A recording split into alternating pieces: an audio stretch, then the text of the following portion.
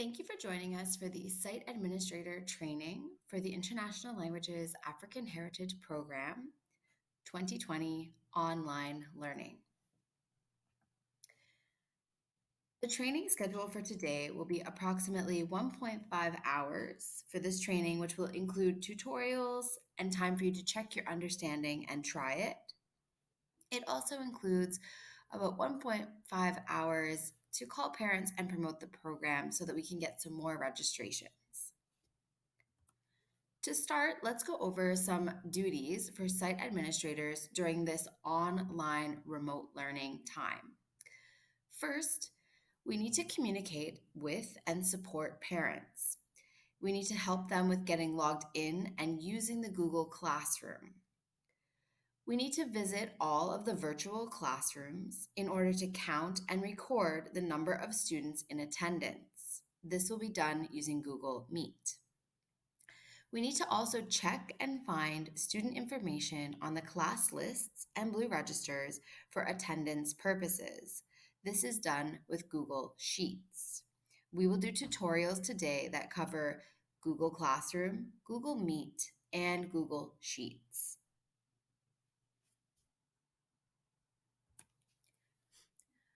It is important that we maintain ongoing contact with program officers and instructors.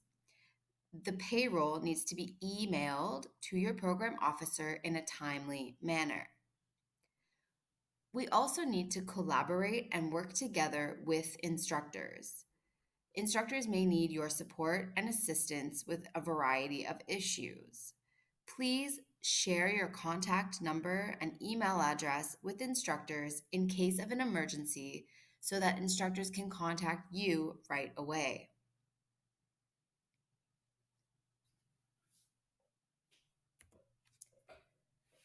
In the case of student absences, we need to do follow-up. Site administrators should call parents whose children never showed up for class. You may need to provide help for parents if they do not understand how the Google Meet or Classroom works. You need to call parents whose children had 2 or 3 consecutive absences and find out the reasons why. Promotion. Site administrators should spend some time calling students from the previous years who did not register for this school year. We're going to start our tutorials by looking at Google Classroom. It is important that you understand the basics of how Google Classroom works in order to support parents in finding and joining the Google Classroom.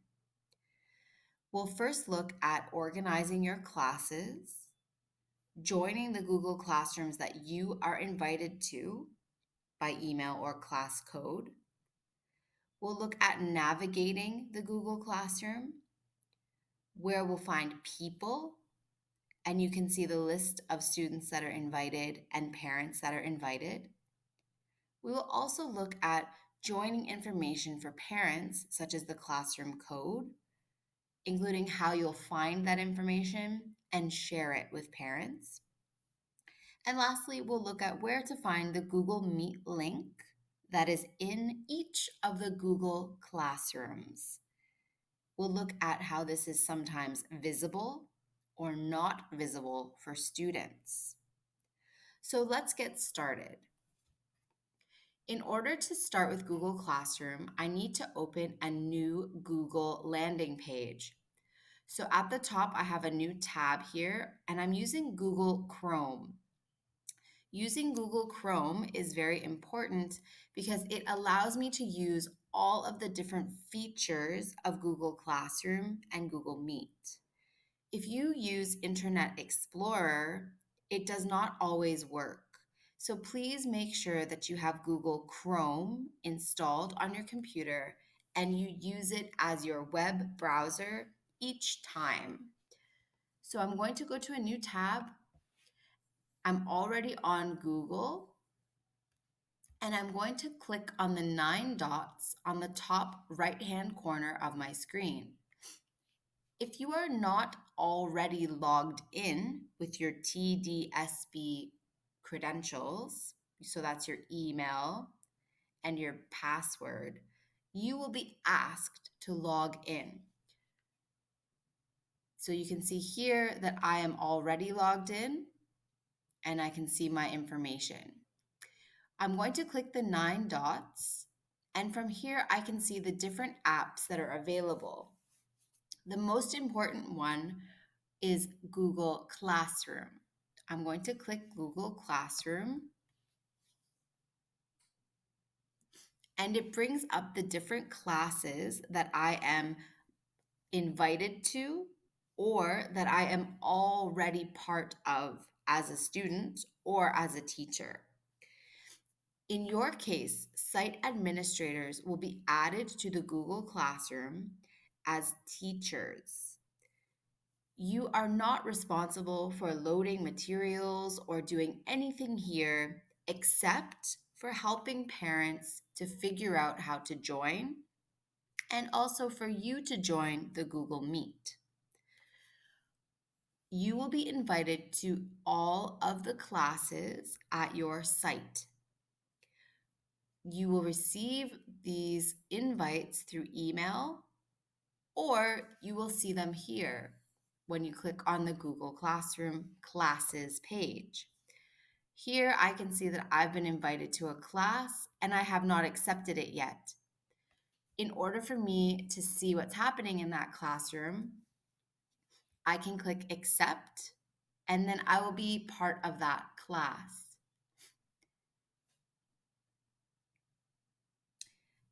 You can organize the classes on this screen very easily. You will see that the instructors are writing the name of the school at the beginning of their class name. And it might be a good idea for you to organize your classes based on school. This can very simply be done by clicking and dragging the class around on the screen. So let's have a look at a class. I'm missing a class here that I thought I would be invited to. If I have the class code, I can add a class by clicking the plus sign at the top right-hand corner. I can join. So I click this and it says join class. If I have the class code, I can very easily add the class here and then join that class. This screen will be very useful later as well when you're trying to explain to parents, and we will come back to this. For now, let's go into a class so that you can see what it looks like. This is our ILE-AH online learning class that will be shared with all of the site administrators and is already shared with instructors. I'm going to click it and it opens up to my class landing page. So let's have a look what's here. The class code is just here at the top. And if I click this little square, it displays the code very large so that I can share this with parents or students. I can also click the invitation link and share it over email very easily by copying and pasting it to email. In the classroom, there are 4 tabs at the top. As a site administrator, the most important tab for you is the People tab. This is where you can see the teachers for this class and also the students for this class. So here I can see all of the students that have been invited and those who have accepted or have not accepted. So this student has accepted the invitation. This student was invited but did not accept. When you're speaking to parents, it's good to understand who has been invited but has not accepted the invitation. If the parent is speaking to you about their child and saying they never received an invite, This might mean that the invite was sent, but they didn't get the email. In this case, you can give the parent the joining info. So let's go back to where we find that. I'm in my tabs, and in order for me to find the joining info for this class, I can just click on the class name, and here is the joining info again. So if I'm speaking to the parent on the phone, I can easily tell them this number, and they can join the class by going to Google Classroom and adding this to the join class section. So let's try that. As a parent, I need to go to Google. So, hi parent, you need to open a new Google tab. Okay, there it is. And from the Google tab, you need to click the 9 dots. Click Classroom, and you can hit the plus sign to join class. You can enter the class code, and then you'll be able to join. Students also join through the AW. So it's important that you let parents know the code and get them to write it down. You can also, like I said, copy the invitation link and email it to parents to make it very easy for them. They would just click on the link and be directed to the classroom. The last thing in Google Classroom that is very important for a site administrator to know is where to find the Google Meet link. The Google Meet link is how students will get to their face-to-face learning with their instructor. The Google Meet link will only be visible during the class time for students. So I can see the Google Meet link here at the top of my screen. But as a student, I would not be able to see this unless it is my class time. They need to know their class schedule of when they are supposed to meet their instructor. So as an administrator, let them know it is here at the top of the Google Classroom, and they can click that link and it will open a Google Meet.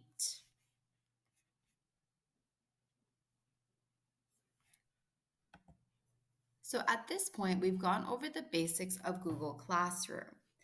We've gone over how you can organize your classes, join the classroom, navigate through the tabs, and explain to parents where to find the Google Classroom and how to send them the Google Classroom code. We've also talked briefly about where they can find the Google Meet link. Now, it's important that you pause this video tutorial and try it. Go back and look at the steps again and go and try to find Google Classroom yourself.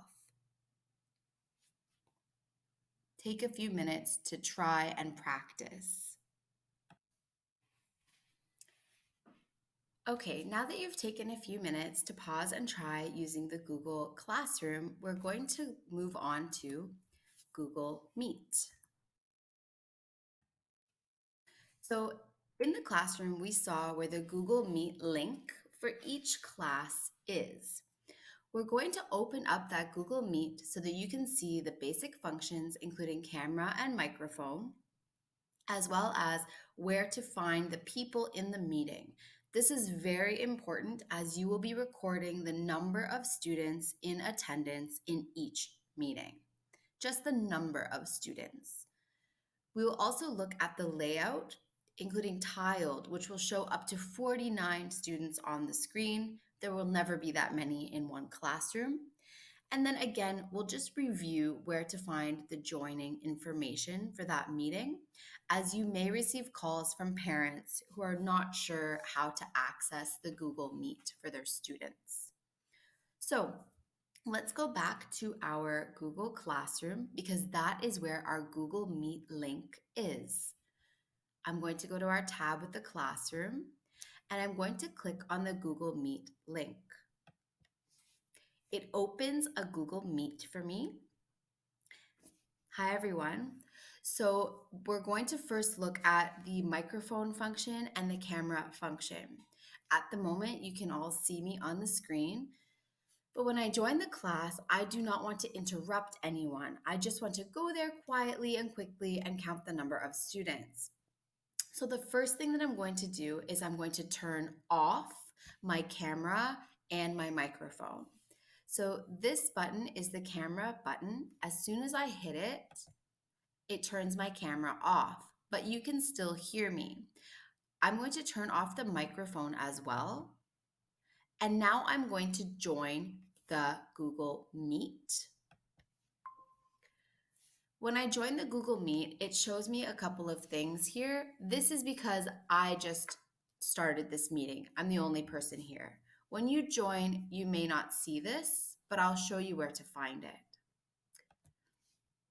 So when you join, you will be joining a class in progress, which means you'll see the teacher on the screen and you'll see a lot of students on the side. You need to know how to navigate to find the total number of participants in the meeting. So here, the little people icon shows everyone in the meeting. At the moment, it is just me. There are a couple of things that you need to remember. One, the instructor counts as a person here. If the instructor is presenting their screen, so if the instructor is showing the students something on their screen, this adds the instructor here again. So let me show you that. If I am the instructor and I'm presenting,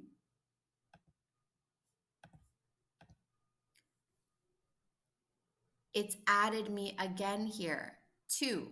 So I'm here once and then twice. It's very important that you know this happens because when you're counting the number of students, it will add the instructor as 1 or 2 people. Please keep that in mind and always check if the instructor is there in the list once or twice. Otherwise, your numbers for attendance will be incorrect. I also encourage you to actually look at the list of names. You don't need to record the list of names, but just make sure there are no duplicates because sometimes students will join the meeting more than once. So take the time to open the People tab here and look at the names. In the Google Meet, so yours will look a little bit different. It will show the students on the side. It'll show the instructor teaching away. You can look at the different views in your screen by selecting these 3 dots at the bottom right-hand corner. It'll give you options to change the layout. Once you click it, it gives you some different options. I suggest you do tiled and then increase the number of tiles on your screen so that you can see the total number of students in the classroom. So they will appear as tiles on your screen. Again, the most important place and the most important thing for you to know on Google Meet is how to click on the Everyone button and to see the list of names. The total number of participants is here, but again, it may be incorrect if the teacher is presenting. So always make sure you double check. Okay. Lastly, the joining information for the Google Meet. If parents are not sure how to access the Google Meet, the most important thing that you can do to give them that information is to go to the Google Classroom and to share this information with them. You need to tell them, go to the Google Classroom, open the Google Classroom, and click on the link that is here. Try to avoid sending lots of emails to parents because sometimes this Meet link will change. But if it changes, it will always be here in the Google Classroom. There are some situations where the Google Meet link will need to be emailed if students are not already added to the classroom, for example. And in that situation, you can always copy the joining info and email it to the parents. Okay, so let's close this meeting that I had opened and let's go back to our slides. It's now time for you to pause this tutorial and to try it out. I recommend that you actually go and open a Google Meet to try the different functions. To open a Google Meet by yourself that is not included in a Google Classroom, you can go up to a new tab, go to Google, and open a Google Meet from the 9 dots. This way you can try the different functions. So pause and try it. Okay, now that you've had some time to try the different features of Google Meet, we're going to move on to the next part of our presentation, which is Google Sheets. Google Sheets is where we have our class list and Blue Register. So it's important that you know how to access it and how to use it. Google Drive is where the Google Sheets will be saved and shared. It is shared with you, your program officer, and instructor. It is shared for each class. Each class has its own Google Sheet file. That is important to remember. Within the Google Sheet, there are some tabs. The first tab is for program officers only. The next tab is the class list, and this class list includes the schedule for the class, the meeting times when the instructor will be meeting with the students. You will need this information in order to help parents. There's also a sheet called Calkin and a sheet that is called Blue Register. So we're going to have a look at this. The best place to start to find any document that you will need for this online learning for ILE and AH is in the Google Classroom that will be shared with you. So I'm going to go to our Google Classroom here. And from our Google Classroom, I'm going to click on Classwork. This is where I'm going to find all of the information that I need as an administrator or an instructor. A lot of training files are here, but most importantly, policies and procedures and forms are here as well. So for the class list, I will look under policies and procedures. I find class list and Blue Register. I click on it and it brings me to a document here in Google Sheets. I'm going to click on this and it will open up the Google Sheet in my shared drive, my shared Google Drive. So this document, we're going to go over the basic things that you need to know in order to use this properly with the students and to help parents. So the first tab that will open here is Program Officers Only. You do not need to make and should not make any adjustments to this file on this tab. So go over to the class list tab here. And this is the one that is very important for site administrators. Here you will find the Google Classroom joining info, which will be entered by the instructor. And you will find the instructor's schedule with their students. So it will tell you specifically group 1, 2, 3, or 4, the schedule of when the instructor is meeting with their students. In order for you to visit and take attendance, just the numbers of students, you will need to visit the link that is here at these times. Some instructors may only have 3 groups. Some will have 4, but it is important that you stay very organized and that you know when to go to the class to count the number of students. You will need to visit each class more than one time because instructors are meeting with different students at different times. Okay? So this is where you'll find the times and the joining information. The Calcan sheet can be left alone, and here we'll find the student register, which the instructor will fill in. It is good that you just check to make sure that the numbers you counted are the same as the numbers that the instructor has indicated as present or absent on the blue register. The Google Sheet is also shared. You do not need to share it. It will be shared with the program officer, yourself, and the instructor, and you'll be able to see who it's shared with here. So again, you don't click anything for the program officers tab. You don't do anything here. Here is where you'll find the joining info, all the student information, including the telephone number, a secondary telephone number, and parent guardian email address, which will be very helpful for promotion.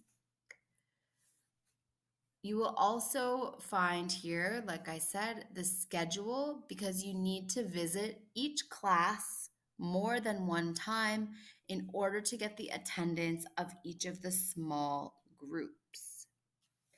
If you click on the final tab in the sheet, you should just check to make sure that the number of students you counted is the same as the number that the instructor indicated as present. So this is a quick tutorial about the blue registers and how Sheets works. We found it by going to our class. Okay, I'll show you this again. We found it by going to our class, clicking class work, and we had to scroll down to find policies and procedures, class list, and blue register.